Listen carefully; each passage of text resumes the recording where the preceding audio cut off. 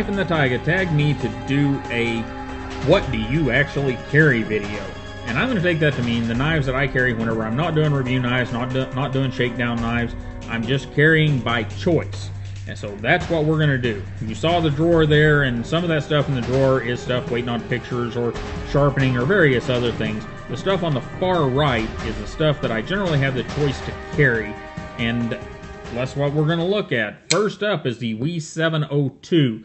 WE Knife Company about a year ago gave me the opportunity to carry a 702 and treat it like a $20 beater, and that's what I've done, and this knife has stood up well. Super well, in fact, fantastic. You know, it's got some patina on it, but you expect to see some wear after what I put this poor guy through. But it has all the original parts in it. I have not swapped out any parts.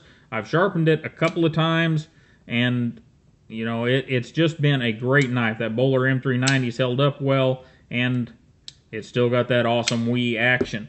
The other big knife that I carry really regularly is the 0452 from Zero Tolerance.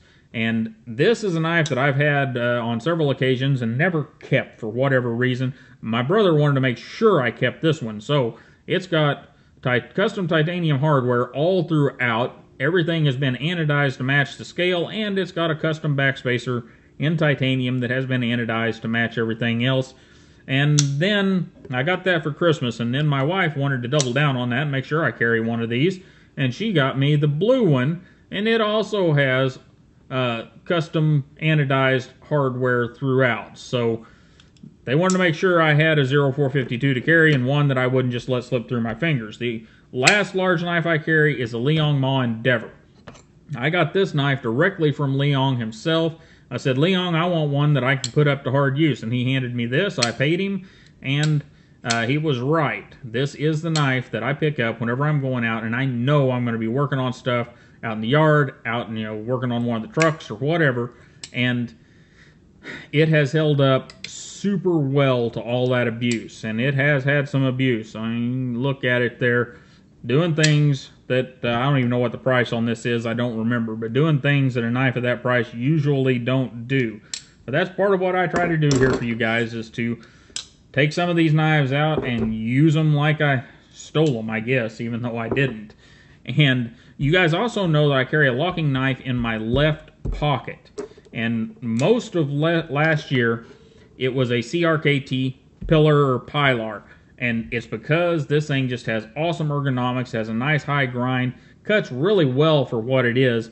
And it's one of those knives that just, it's disappointing that they took one of Jasper's designs that is so good and gave it such junky materials. Now mine does have a Stazza 23 carbon fiber scale on the front of it, which is a beautiful thing, and so it weighs about an ounce less.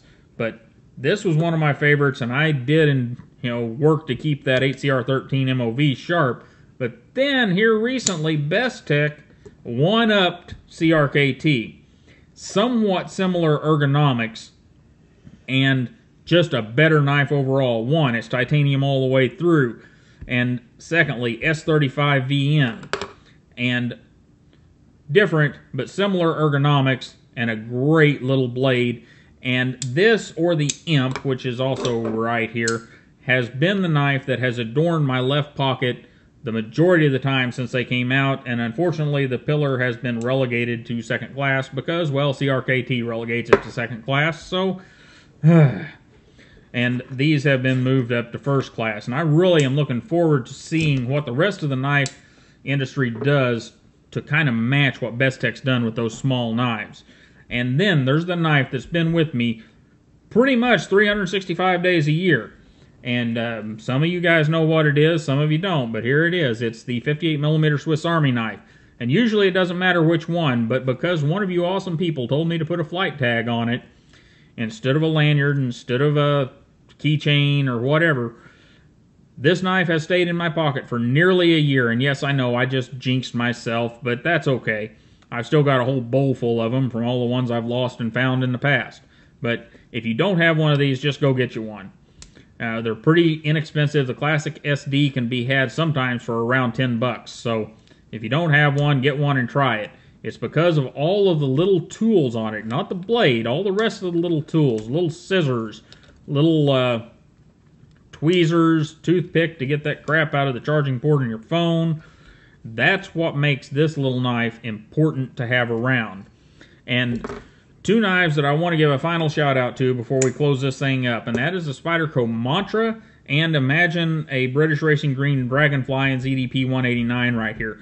Those two knives have been in the shop working for a long time. I don't know how long, ever since I've had them. And they may not be carried, but they work hard every time I'm in the shop doing whatever I'm doing. You know, if it has to do with the knife making into things, these are the knives that do the work. And well deserved. They are great knives, and they do their job very, very well. And we'll get some of these back out here. I would like to tag Baz on Blades and Eugene Kwong. Those are the guys that I would like to see do their What Do I Carry? And Eugene, if I pronounce your last name wrong, let me know and we will get that fixed. But one last thing I want to say is my left-hand pocket carry may be changing very soon. In fact, it's going to change tomorrow morning because today I got a really good deal on a Benchmade proper. And I'm going to try to understand this modern traditional thing. I'm not saying I'm going to succeed, but I'm going to try for a few weeks to understand it better than I did with the Lion Steel Roundhead, because that Roundhead was Staz's and I didn't really want to carry it too much or make a mess out of it. But this one I can beat around on and see how well it goes, and that should be interesting. And I'd like to thank Life in the Tiaga for tagging me, and I expect to see Baz and Eugene. Expect to see your videos soon, and you guys have a wonderful day. Don't forget to like, share, and subscribe, and I will see you next time.